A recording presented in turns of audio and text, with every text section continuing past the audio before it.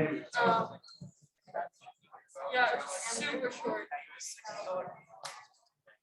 That was the first thing I heard when I was listening to music.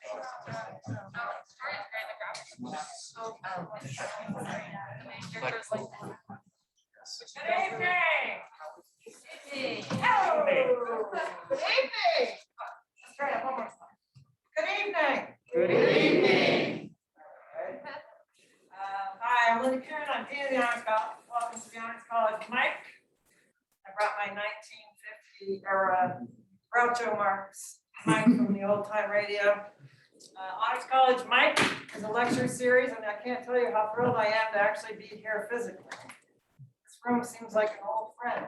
I haven't inhabited in quite a while, so we appreciate you actually coming, but we've got a huge audience also on Zoom, so we really do have quite a turnout for our awesome alumna, Ayana Gray.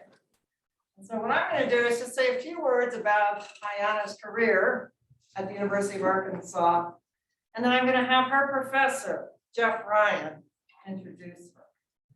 What I love about this audience, looking around, I see all the different groups represented that Ayana engaged with intensely during her 4 years here. The Department of Political Science, sorry, wave your hands. Come on, political scientists. The Multicultural Center, representatives from the Multicultural Center.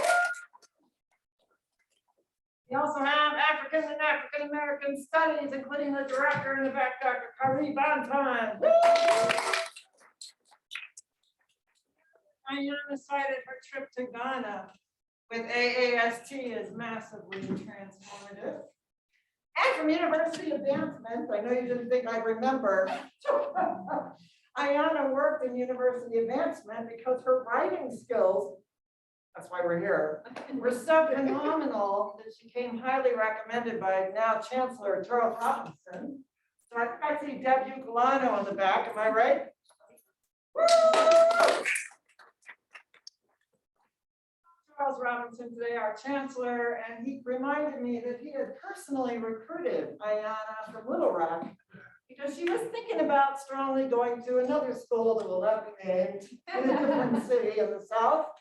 But luckily, Charles drew upon his, compelling skills and actually landed her what I hope was an extraordinary experience for 4 years.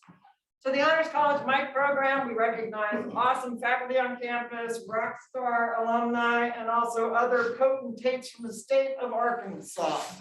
So this is our lecture series, and we're super stoked to represent an amazing alumna of the Fulbright College of Arts and Sciences, honors program, honors political science, AAST, multidisciplinary, super engaged. But I call upon Professor Jeff Ryan, who taught Ayana Gray an informative honors colloquium in the Fulbright College of Arts and Sciences on political violence. And it was, I think, the sort of seedbed for this amazing book. How many of you have got a copy in your hands? Hold it up. Piece of Gray. New York Times bestseller, Netflix deal. So I would like to turn the floor over to my colleague, who's not a maniac, but a Boston native, Dr. Jeff Ryan from the Department of Political Science. Take it away, Jeff.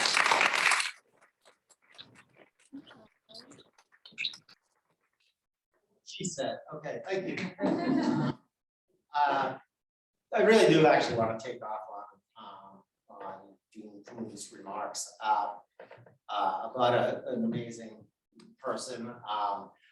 I need to kind of throw a little bit of inside the old Maine walls jargon at you, and that is the course that Linda referred to and that I was a fine, outstanding graduate of is called Political Violence, an honors colloquium called Political Violence, but it's long since been shortened to polio, and there's a very kind of important nomenclature that attaches here.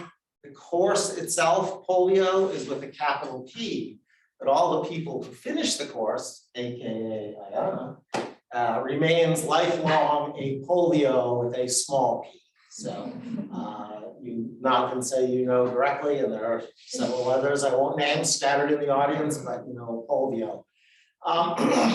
And the process of becoming a polio is actually, it's one I should point out, I've been teaching this course in a variety of different sort of formats and philosophical approaches for probably more than 25 years. And so it's been a long time kind of evolving. But ever since the beginning, one of the things I do on the very first day of class, especially as it got smaller and more intense, is to tell the students in there that I want it to be one of the most important courses that they take, but that in order for that to happen, they have to basically jump into the deep end with both feet, not knowing what lays at the bottom of the pool. And I do this for a host of reasons, but not the least of which is sort of fairness in advertising. I mean, we look at some very, very terrible things that really make you question your belief in humanity, like the use of children in warfare, or rape as a tactic of war, disappearance and torture, things that normal, frankly, human beings look away from. That we are, we have a little bit of a rubbernecking tendency, I think, that we want to see, we want to look at something that's out of the ordinary. We don't necessarily want to see blood and guts. We don't want to see what I call violence porn, which is the gratuitous kind of display, either in words or in pictures, of the consequences of violence. And yet to study this in the kind of way that I think we all hope is possible, is to agree to leave your eyes open, agree not to look away. And that takes a certain amount of courage. And I ask that of new incoming polioists every semester, and I say, listen, this is not for everybody. This is something that you don't have to do. And if you have any questions about your mental health or how this might impact that, then I strongly urge you to reconsider. And certainly I won't, and I don't think anybody in their right mind would think any less of you for doing that. And to date, I don't recall a single individual that came the first week and wasn't there the second. And to that, and for that, I'm extraordinarily grateful, because that means that students were all in. Students were willing to impose a certain mental cost on themselves that they didn't have to, in order for a deeper kind of understanding of the sort of themes that Ayana's book deals with. Things like, you mentioned good and evil, and whether or not monsters exist in the real world. And these are the sort of, this is our bread and butter every week, every Wednesday, it seems, every Wednesday afternoon in the same departmental library that we've held it for a number of years. We deal with these things in a I think, thoughtful and thought-provoking way. And I have learned way more than I have a human right to expect. I learn every semester, every week from my students. I think infinitely more than they learn from me, but they're gracious and say otherwise. And so, it doesn't, frankly, surprise me that Ayana has gone on to achieve what she has, but it does fill my heart with an immeasurable joy.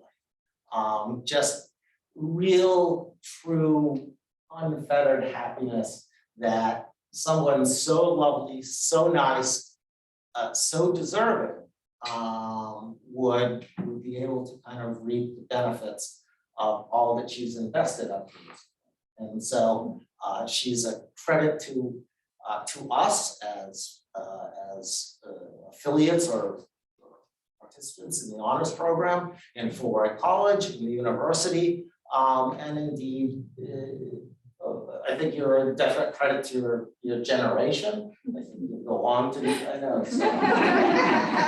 I'm good at one thing making other people embarrassed. But you know, I think it's a marvelous thing, marvelous for students that are here right now to see that this is not something that happens to somebody who's, you know, ancient like me. This happens to their peers, and that you know, nothing is beyond you if you commit to it. And so the pride I feel, the happiness I feel is really kind of overflowing. I've been on edge for weeks now since I found out that Ayana was coming back for a visit. So I hope you'll join with me in welcoming one of our very best and brightest and sweetest success stories among many. I give you Ayana Gray.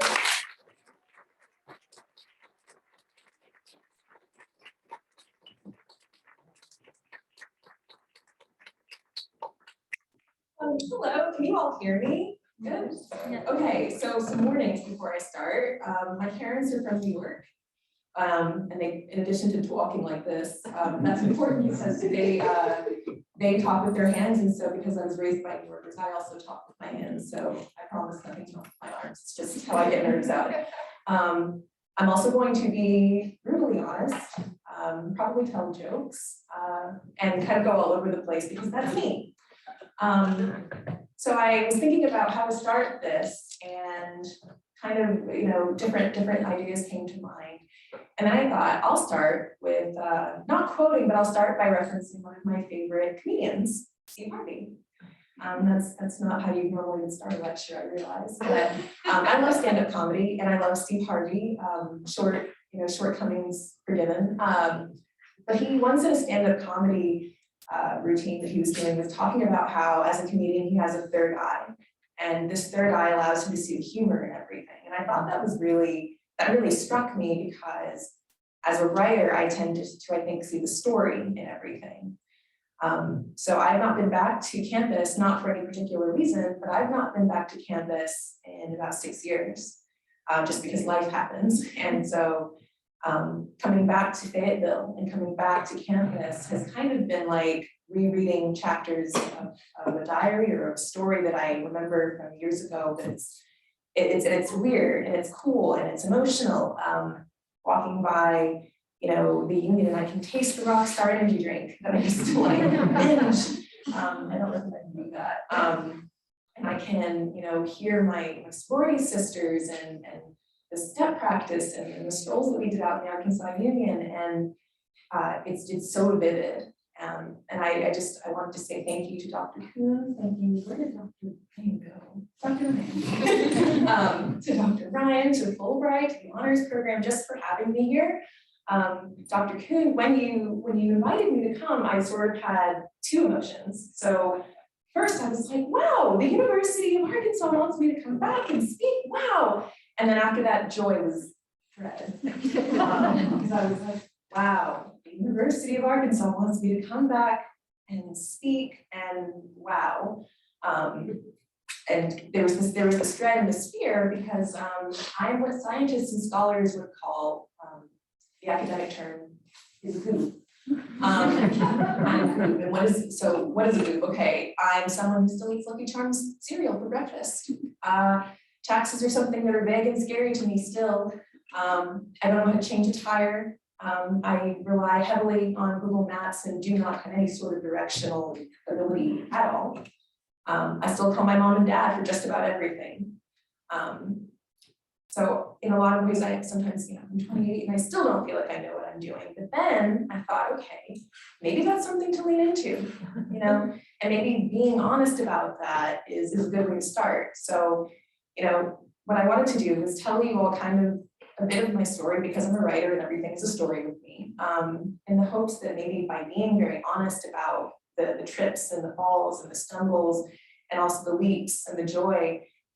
Maybe that resonates with you, maybe that's a part of your story, or that perhaps in some way validates, you know, that it's okay, whatever chapter of your story that you're in. So, needless to say, I love books. I always have, and I used to love to draw books. So I didn't actually use any words. I used to draw illustrations, staple them together, and present them to my parents and say, what do you think? And they'd say, oh, this is beautiful. We see here that this is happening. And 5-year-old, I'm like, no, that's not what's happening. And I get frustrated. So I realized, okay, you need words. In order for people to understand what you're trying to say, you need words. And that's really how I got into writing originally, probably age 6, 7. As a kid, you know, writing was wish fulfillment, writing was copying the people and the creatives that I admired. And I think, you know, I thought of authors as this kind of, these elusive people that had a cool job, but I didn't necessarily think that I could be one. It felt like a pipe dream. I also grew up pretty staunchly middle class. So that meant that my lovely parents were like, we're going to go to private school and you're going to go to college and you're going to get out of our house. Lovingly. But that was something as a child, and especially as a young Black girl, that, you know, was impressed upon me. You need to be able to be self-sufficient and look after yourself. And that was important to me. I'm the oldest of my family, so that was also kind of in the DNA. So I always wrote and I always loved creative arts, but it was like, even at a young age, I understood this can't be your job. You need to do something else. So what else do you like, Ayana? Eventually, kind of as I got into high school, I settled on criminal justice, really social justice. And I said, I'm going to be a lawyer. Lawyers make good money. It's a respected profession in society, consistent paycheck. And as an added bonus, you know, I get to be something of, you know, I think a champion for people, and that feels good. And that was important to me, to do a job that felt good. I could go home every night and feel good about that. And then, so I came to university where I was a creative writing major originally, but then I had really awesome political science department classes and switched. Sorry to creative writing. And then I also had, Dr. Kuhn mentioned that Dr. Robinson was the reason I was here, and he recruited me and called me up and said, I think you should come to the UA. So I picked up African and African American studies as well because of Dr. Robinson. And there's more to that, but this plan was still to be a lawyer, and specifically civil rights or immigration law was what I was interested in. I felt like those were areas where there were people who needed a champion and advocate. And that's what I set out to do. And then I got to sophomore year of college and realized that the US justice system is shockingly not as clean cut as I thought. And it's rather messy. And it turns out that the bad guys don't always, you know, get their due, and the good guys don't always get their due. And I started to feel uncomfortable with it. And this is no slight to people who work in law, but I knew myself well enough to know that this is not going to work. And it's better that you're honest with yourself about that now, than going all the way through getting your JD, you know, taking the bar and then realizing this is not what you want to do. So it was awkward because I had these 2 degrees that I was halfway through doing, and for a career that ultimately I knew in my heart I wasn't going to do. So it was too late to switch. So I said, I'll stick it out. Junior year came along, and a number of things, really important things, happened in my junior year. And I know that one of them has already been alluded to. Dr. Ryan, I wish I could remember exactly how you, Dr. Ryan, told me about polio. I feel like it was it was somewhat of a secret sort of thing, like there's this class and no one knows about it, you can't register for it. I was like, okay. And it's on Wednesdays, and you know, Dr. Ryan mentioned I got to visit not polio, but polio's cousin class, Jack Boots, today. And I went to this class with nine of my classmates, and we could not have been more different people, because 9 of us from totally different walks of life walked into this classroom, not sure what to expect. And I mean, even now, if you were to ask each of us, what's polio, what's it like? It's hard to describe what it was like. We'd walk in, chatter, you know, talking and upbeat, and we'd leave heavy, like, you know, feeling so like just deep in thought as we grappled with, as Dr. Ryan mentioned, really heavy topics. And, you know, you'd walk in saying, there's no justification for terrorism, there's no justification for war crimes. And you'd walk out like, maybe there is. Oh, I'm a bad person, like, but at core, when I try to, you know, wrap my arms around what polio did for me, in addition to kind of giving me a lot of empathy for different walks of life, what it did was it made me understand that my idea of good and evil, as I'd understood it my entire 18, 19 years of life, was not nearly as simple as I thought, and that was disturbing. Because you have these core things about who you are, and you build off of that core, and then to realize that your core is flawed is rough. And I realized, you know, that really the people who hold power have a lot of control over what we call good, what we call evil, who we call terrorists, who we call heroes. And there's always another story. And that stayed with me. And then, and this is the way stories work, just a few months after polio ended, Dr.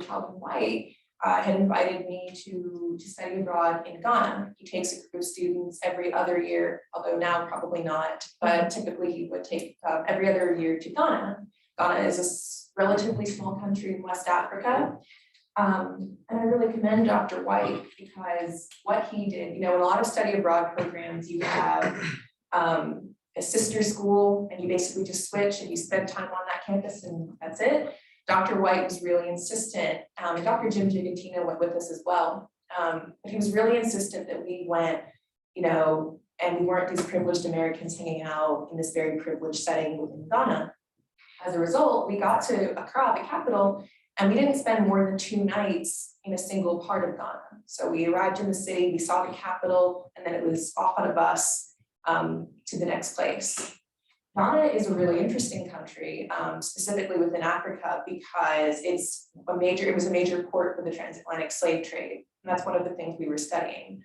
A lot of people think that African Americans all came from West Africa. In reality, slaves were taken from all over Africa, regardless of their ethnicities, regardless of their affiliated tribes, and they were brought to a central location in Ghana. There are still places where you can see in the rocks where they dug out kind of troughs where they were fed and given water on the tip of the Sahara Desert. And from there, they traveled on foot all the way down to the coast of Ghana to some of the slave castles that were occupied by the Portuguese, by the English, and they were kept in those castles until it was time to send them to the Americas. And so we traced that passage, and that was part of the experience. And as an African-American woman, again, it's hard to put into words what that experience was like. I love research, I love genealogy, and so I had made the effort to try to find my family and try to learn more about where my family had come from. 6 generations either way, that's as far as I got for any side of my family. And there's a definitive stopping point. And it's domestic servants and it's slaves, and their records are kept next to the records of the pigs and the cattle that were part of the estate. I shouldn't joke about it because it's dark humor, but I am, as far as I know, loosely related to, I say Dr. Strange. Benedict Cumberbatch, his family owned most of the slaves in Barbados. And I was tracing and learned that one of my ancestors was named Mabel Cumberbatch, and that she was part of his family's estate. But I say that to say, there's a definitive stopping point where I just can't go all the way back to the African continent. And so going to Ghana and getting that close and seeing the door of no return, which is an archway where slaves literally walked through, and that was it. They walked across the sand, their feet probably touched the sea, and that was it.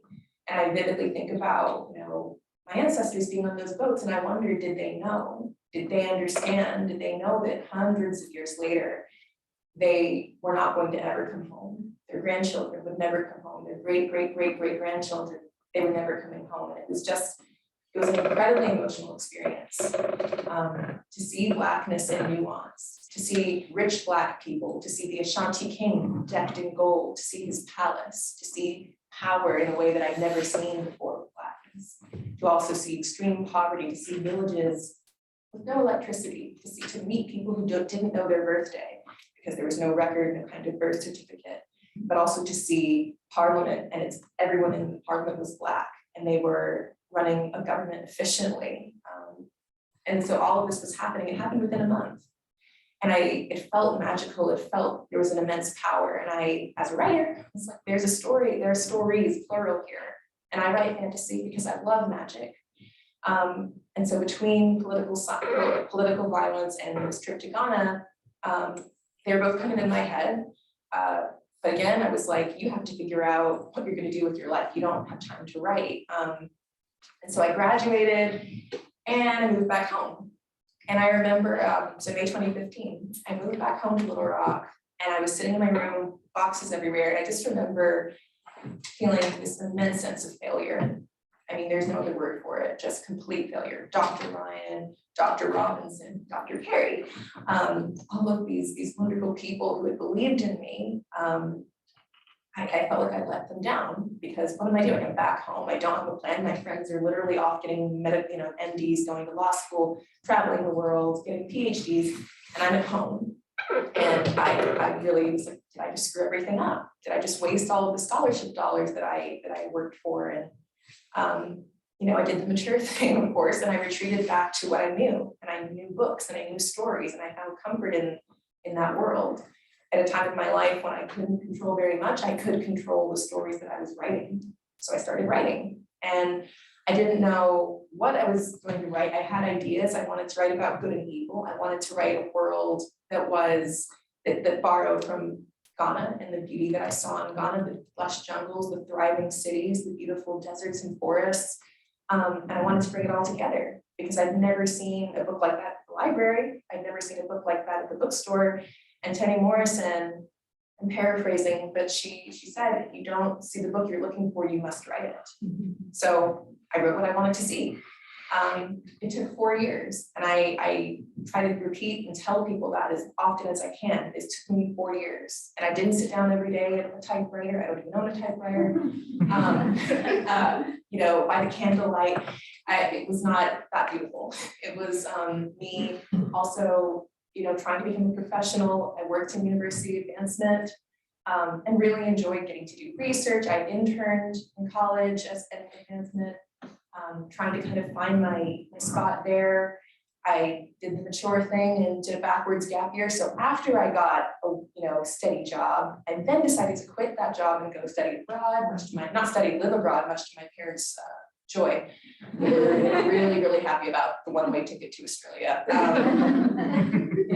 So I say life was happening while I was kind of writing on the side, and it was this thing that I didn't tell anybody about, but it made me happy. And at the time I was like, I don't know if I'll finish this. I certainly don't think anything will come of it, but it makes me happy. And so I was working on it, and for 4 years that was it while life was happening. And then I got back from Australia and was like, okay, Ayana, you've had your fun, oldest kid, DNA kicking in. I'm like, you have to find a job, and you have to find a job that's not going to give your parents blood pressure, spike it. So I decided to go back into advancement, and advancement is fundraising at Essence, fundraising for all the things that tuition doesn't cover. So most things. So I worked for the Enemy, and I worked for the University of Florida. It wasn't as pretty as Fayetteville. So it was a strange thing though. No one tells you in your 20s how hard it is to make friends.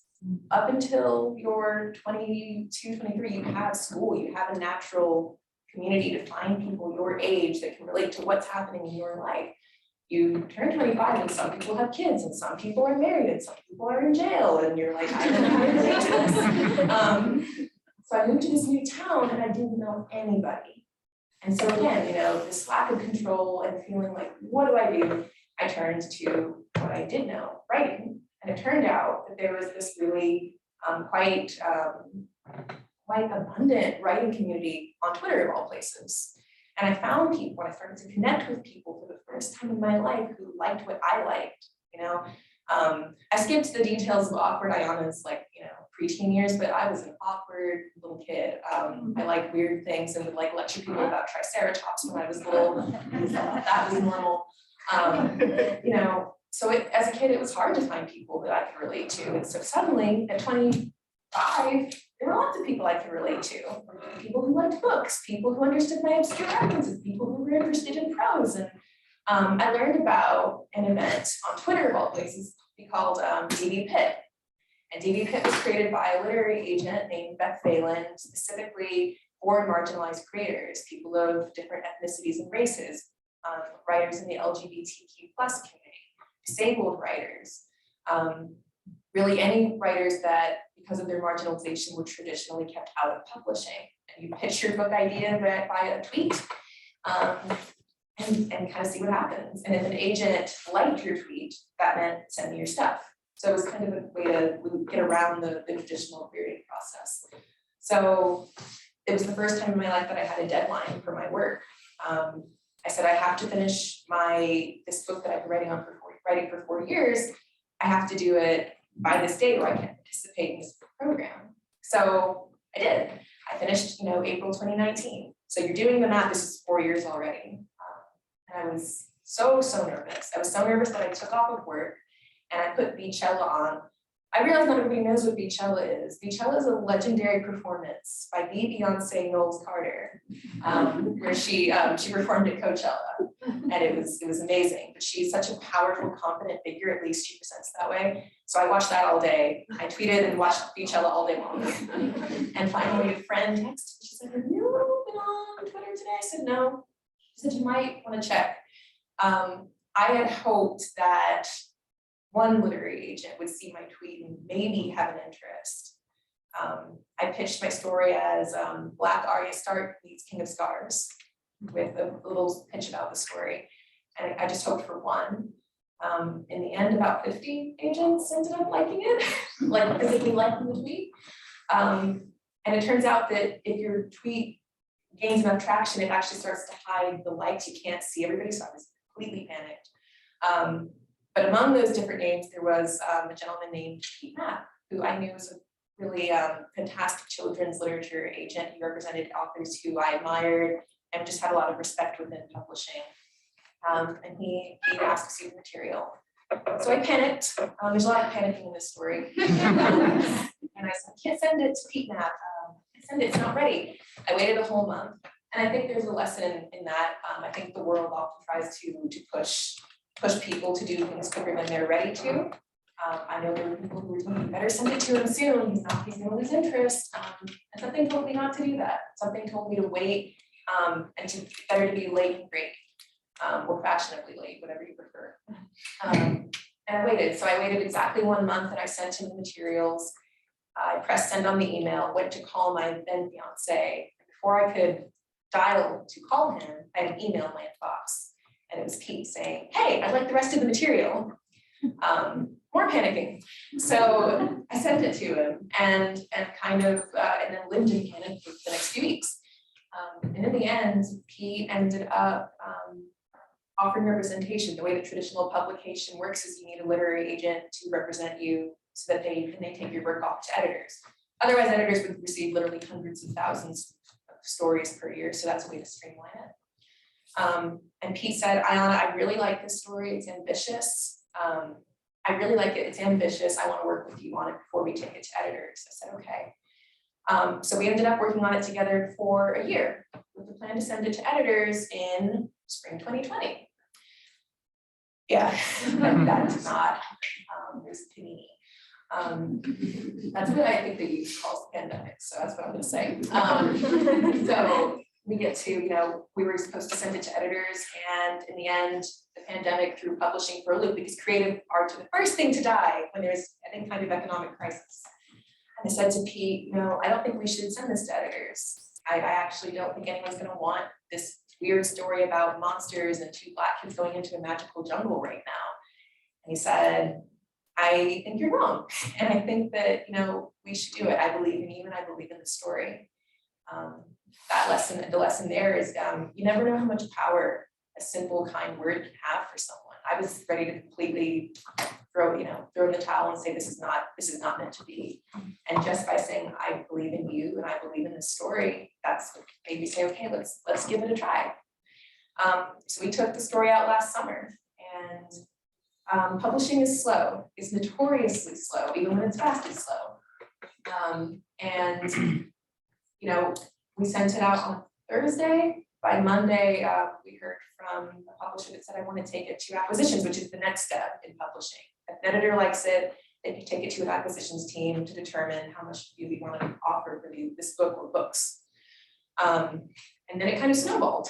And it went from this very slow 4-year process to getting to talk to editors from publishing houses that I'm like, wait, as in the one that I see on my grandma's library, like on the spines, like the HarperCollins, and it was surreal. And then kind of, the snowball gets bigger, and it went from there, and kind of, now I feel like I'm in the snowball just rolling, my legs and arms sticking out. Beast of Prey was meant to come out next year. They bumped it, they being Penguin Young Readers, my publisher, bumped it up. And it came out this September. So that's the journey, and it's a long one, but I guess along the way, I guess I really want to be honest about how long it took, how hard it was. I did get agents who rejected the story when I sent it to them, who said, oh, I don't think your Black boy character is strong enough. And I thought, I don't think you understand. And I can accept criticism, but I'm like, I wanted to write a story where, Black boys didn't have to be strong, and that was the point. Because I have a little brother who, I know he's not here, so he can't be embarrassed by it, but he's 6'1" and like this football coach and this big guy now. But when I think about him, I think about a little boy in Thomas the Tank Engine overalls, because that was my little brother. And I saw, how he was as a kid and how he was received when he went to school, and what teachers expected of him and the assumptions they made about him. He produced too much in his seat. He asked for water too much, things that are really not consequential. And I wanted to write a story for boys like him, boys that weren't always, in the mud fighting and this and that, but just, we're happy to do a puzzle, happy to play with their Thomas the Tank Engine train. I didn't see stories like that. I didn't see stories like that for my little brother. And so when that particular agent said, your Black main character is not strong enough, I said, okay. But it did hurt. And that was not the only rejection. So there was lots of rejection along the way. There were editors when Pete and I were submitting the work to different editors who said, this isn't for me. Oh, it doesn't grab me. Even now, one weird thing that's happening is my art is now out in the world. And being a writer and being an author are different things. Being a writer, my job is to tell stories. Being an author, my job is to write stories, but also promote and sell a product, which means that people are free to criticize the product. And it's a strange thing because that's a piece of me that is now up for public criticism forever. No panic involved in that. And again, I told you I would go all over the place.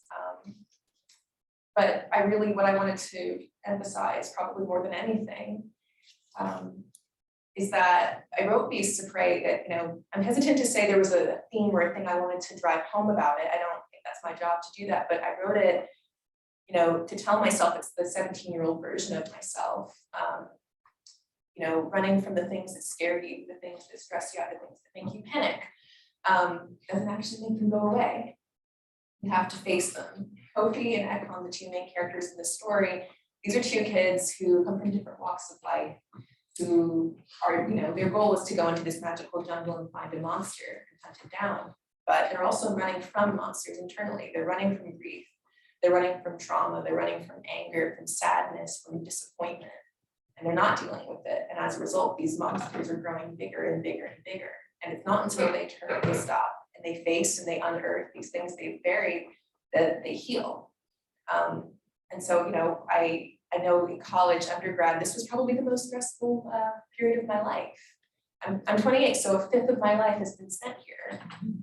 And I love Fayetteville and I love the University of Arkansas, but I remember so acutely the terror and the fear and the pressure of every decision I make is going to change my life. If I decide to take this class, you know, I won't have a third child, I don't know. That's ridiculous, right? But I felt that kind of pressure. If I don't get an A in this class, I won't do this, which will cause me to do this, which will cause me to have a horrible thing happen to me when I'm 42, whatever. And in the end, I wish that I hadn't felt that way.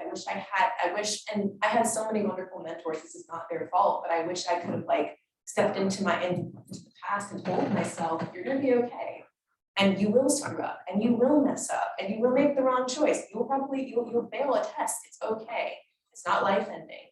You will stumble, you will fall, but there's a bigger purpose. And even when you find that purpose, you will continue to stumble and fall and mess up. Don't run from the things that scare you. You know, turn, face them, address them, take them on. They're not as scary as you were probably thinking they are. Gosh, I think I could go on and on, but that's what I hope to do, you know, especially for the undergraduates that are here. I cannot drive that home enough.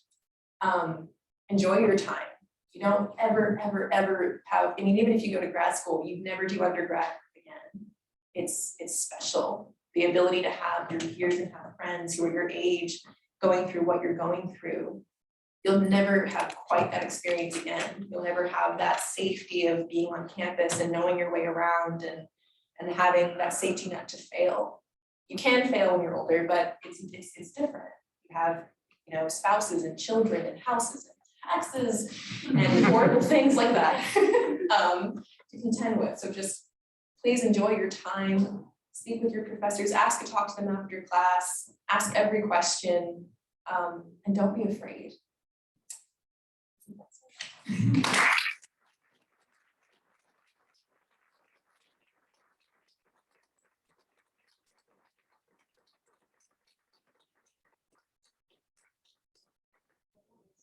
Fabulous advice, being an undergrad. Man, can't remember those. Yes. Ayana is happy to take some questions before we retire for a lovely reception. So anyway, I'll go ahead and let you field them. So ask away, y'all. This is kind of a specific, like, technical question for writing, but it's something I struggle with and I want to hear your insight. What are your methods of going about writing, like, compelling and realistic dialogue, you know, stuff that actually sounds good? Okay, so we've reached the point of this where I start to sound like a delusional person. I read to myself aloud, and sometimes I don't, you know, what speech tags said, like, don't do this, she said. I don't read the she said part, I just read the actual dialogue to myself as if I'm hearing a conversation. I'll sometimes record myself, listen and see, does that sound authentic? Does that sound stilted? Does that sound stiff?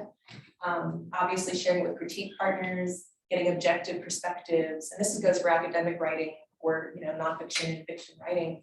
I think getting as many eyes on it as possible. But for dialogue, I just read it to myself and listen. Hearing it is different than reading it. I don't know if that helps. That's a great answer. Yeah. This is kind of like a curiosity thing, because I'm also a reader, but I was wondering if you had like a favorite book or like a series that you would say like inspired you while writing? While writing Beasts of Prey or writing in general? Just writing in general. Oh gosh. I have like, what genre do you You mentioned like magic and stuff, so like you have any favorite like fantasy? Fantasy? Yeah, and that's a really good question, but it's a tricky question, and this is an interesting thing about books. So I refuse personally, I told you I'm brutally honest and I'm not gonna retcon my childhood. I read Chronicles of Narnia and I loved Chronicles of Narnia. I also read Harry Potter. And that's a hard thing. It's a hard thing for me to say now because the author of those books has massively failed careers, in my opinion, and I'm disappointed in her. But I did read those books and they were a massive part of my childhood. So I did read those. I read Aragon. So, you know, I read Percy Jackson. There's a lot of young adult fantasy authors who I adore. Saba Tahir, who wrote Number in the Ashes, and that quartet is amazing. But then, you know, and that's fantasy, but I also read Toni Morrison in high school. And that was the first time I ever really got to read any Black author in school. And that was an independent reading assignment. That was not even mandated by my teachers. and just reading about Blackness in a way that I'd never seen, and reading about people who looked like me for the first time, and reading about them in a positive light made me realize I could do it too. So those are some of the authors, but I mean, I could literally list off for 3 hours because I have books. Really love your talk. This is amazing, really confirming a lot of really cool things. Toni Morrison was the first for me too, and I was stubborn to not read the books in high school. I guess the canon Black books in high school, because you had Walter D. Myers about kids who, you know, grew up strangely a different way than I did, even though they looked like me. So I avoided them. And then you had the adult ones, like, again, like Toni Morrison, that were, you know, really serious and stuff. But I was too scared at first until I got to maybe college, and then like Dr. she's still here, Dr. Hancock gave me the book. But you mentioned that you were in a sorority. And how did you find time to write? Which one was it, and how did you find time to write? I'm in a Oh, this is a time management question. Yeah, a little bit. Yeah. So which sorority? I am a member of Alpha Kappa Alpha sorority. And time management. I didn't sleep. And I'm just kidding. My friends have a long-standing joke because I collected the Rockstar energy drinks that I would drink. And one day I was walking down Garland Avenue at 2 o'clock in the morning, walking from Mullins. I should not have been out by myself that late. My mom, never mind. She never knew, so it was fine. But I remember I was walking and my heart just started to randomly like patter. And I was like, okay, no more Rockstar energy drinks, I'm done. But I didn't sleep, and I don't recommend that. You know, you have to choose what's important to you, and it's okay not to choose everything all the time. So I was writing, you know, during my spare time. There wasn't a whole lot of it. And it wasn't until after until after I finished college and my time sort of changed, where I had a job that ended at 5 o'clock where I could focus on writing. And it was a second job, especially when I was in Gainesville, Florida. I'd get home from my day job at 5, eat dinner very quickly, and work from 6 to 10 every night and then all weekend long. And I think that's worth saying too. Nothing in life worth anything comes easy. If you want something to be your dream job, you have to treat it like a job. I believe that. And so putting in the hours even when you're not getting paid. And I gave up, you know, seeing friends and parties and kind of stuff I wanted to do.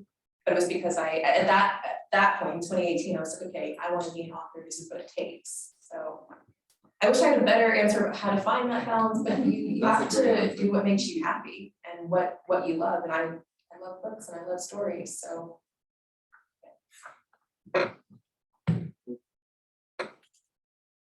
you said that you pulled from a lot of your personal experiences. Is there any additional research that you're gonna do when writing Beasts of Prey? So, and you know, it's because we've taken courses together, we went to Ghana together. So because of my degree, I had a kind of a base knowledge in Pan-Africanism and slave trade and some of the things that are in Beasts of Prey. There are historical figures that I named characters after.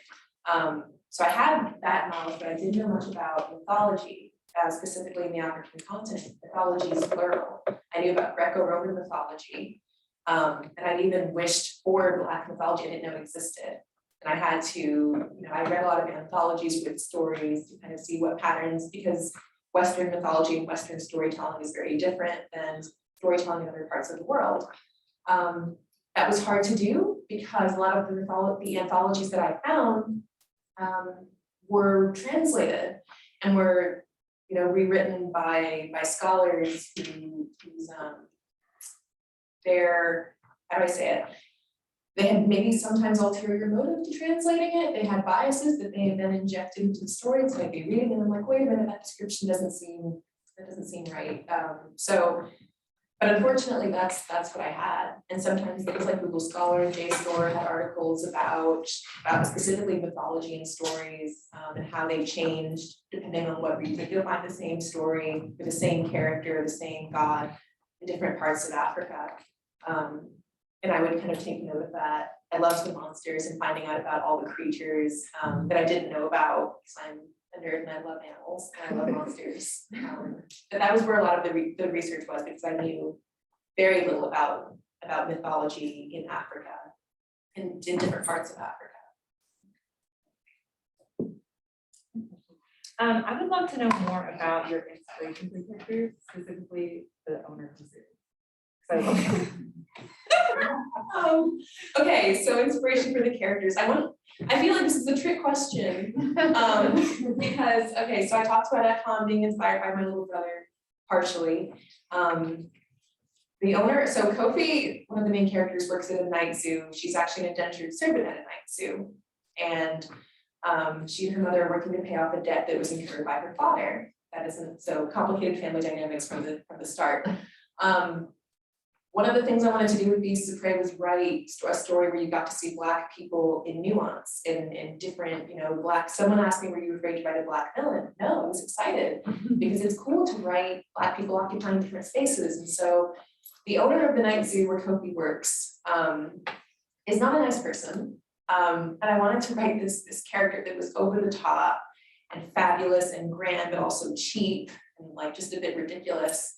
And I pictured him very specifically, and I don't know if I've already said this to you specifically, but he was inspired by T-Pain. So, who,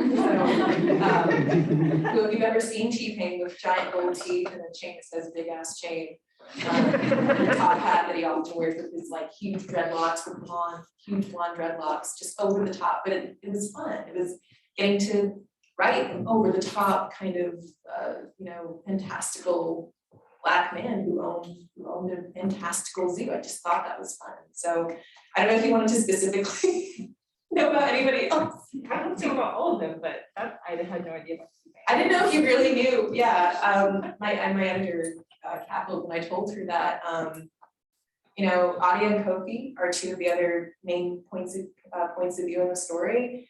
And I don't know if there was a specific thing that with those two, I'm a Black girl, so it was more personal to write them, but I wanted to write one character who was dealing with grief in a specific way. It's easy to grieve when you lose somebody who you loved and had a good relationship with. It's a lot harder to grieve someone who you were angry with, and because they're gone and there's unresolved anger there. That's something that I didn't see in fantasy and in young adult fantasy. It's something that I experienced, and I wanted to write about it. So that's part of what Kofi's inspiration was. I also think that, at least in my experience, Black women, Black girls are often encouraged to feel small.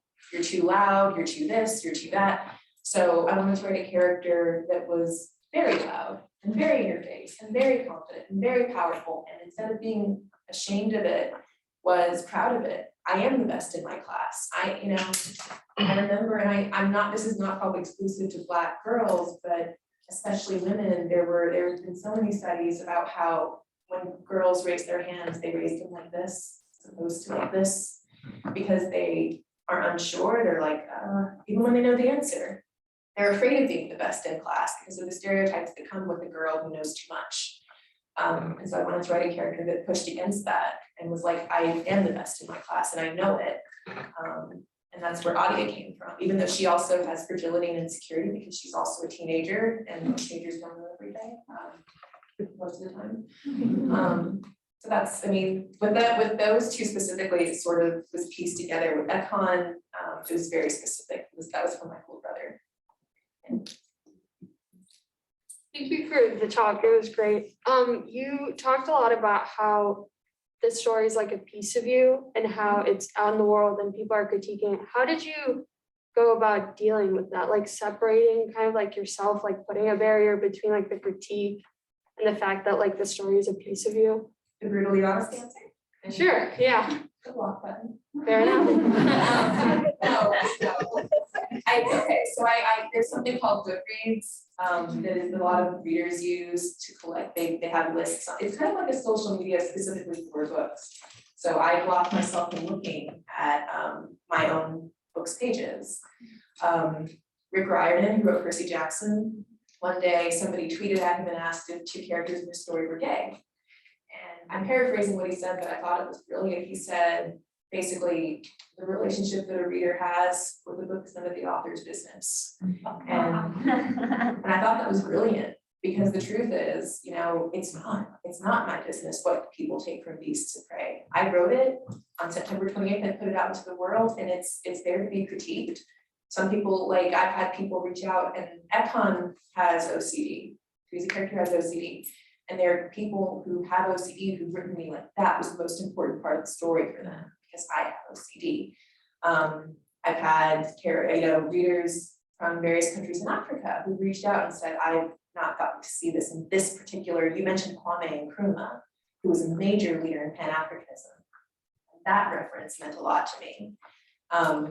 And so people will take different things from it, and that's okay. And it's really, like, I appreciate when people tell me, but I also understand it's not really my business. I put it out there and I'm at peace with that. And so it's blocking myself. A lot of times it's blocking myself and giving myself distance, especially right now because it's all pretty new. But also when people are malicious, this is hard for me because I'm from the South and it's yes ma'am and saying yes to everything. But it's also protecting my mental health and putting barriers up so that people can't attack me personally. They're free to have the opinion by all means, but like getting tagged in things so that, you know, come look at this horrible thing that I've said about you. It's realizing like I don't have to look. I can create those boundaries for myself and my mental health so that I don't have to see them and engage with them. That's not my job as a writer. My job is to tell the stories. So it's still a work in progress. I still liberally use the block button. Thank you.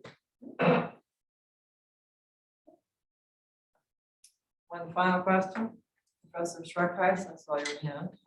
Yeah, you mentioned animals before. There are a lot of heads of some animals that make sense going on the heads of other animals. Yeah. But an elephant on the head of a snake, where did you come up with and why is it so disturbing? It's my favorite creature. I didn't come up with it. So what Dr. Schreckheis is referring to is a mythical creature called root slang. Root slangs come from Zulu lore. The Zulu people are in South Africa. And this is what I mean about finding mythology. Like, we know about Pegasus, right? We know about fairies, we know about wars, we know about a lot of Eurocentric mythical beings and creatures. But I learned about root slangs and was like, this is really terrifying and cool. So it's like the head of an elephant with the body of a snake, and it hoards jewels, and it's this creepy, horrible thing. But I thought it was fun, and I noticed a lot of times within different African mythologies, it's often animal A meets animal B smashed together in a really terrifying way. That's just something that you see a lot of times. You see a lot of the foolish woman, and the man had to come save her from being eaten by said creature, or by the children being eaten by said creature. The stories don't usually end well, mostly tragic. That's a long way to answer, but I didn't come up with it, and that's the cool thing. Like, as a little kid, I remember reading stories and thinking that authors came up with all this themselves, and then learning later they actually borrowed from mythos, you know, from different places, and that encouraged me to want to learn and to dig into kind of these rabbit holes and discover for myself. So it's really, I have like an author's note at the end that kind of talks about some of the mythical creatures, but the hope is that, you know, someone else is like, ooh, this creature sounds horrifying, and then they Google and you know, they start to learn about other mythologies that they wouldn't have gotten to learn about if they hadn't read. So Right. All right, let's give Ayana.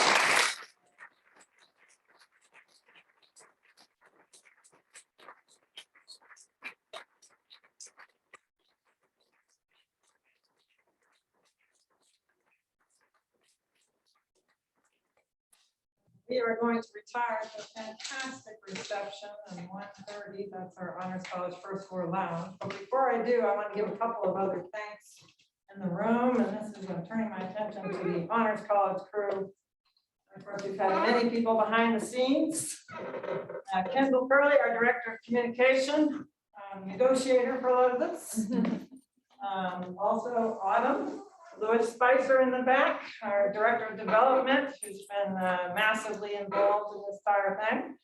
My wizard in IT, right, left hand, Michael Zachary, who's been helping the tech all night.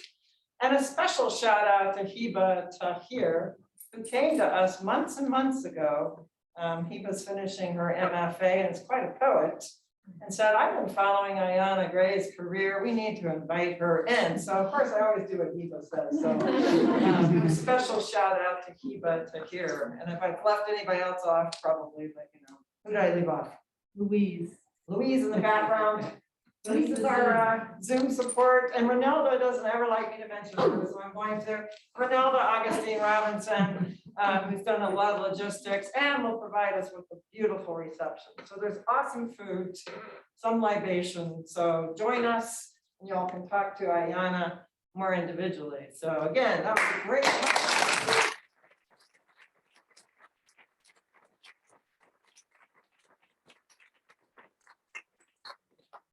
Don't run away, go to reception.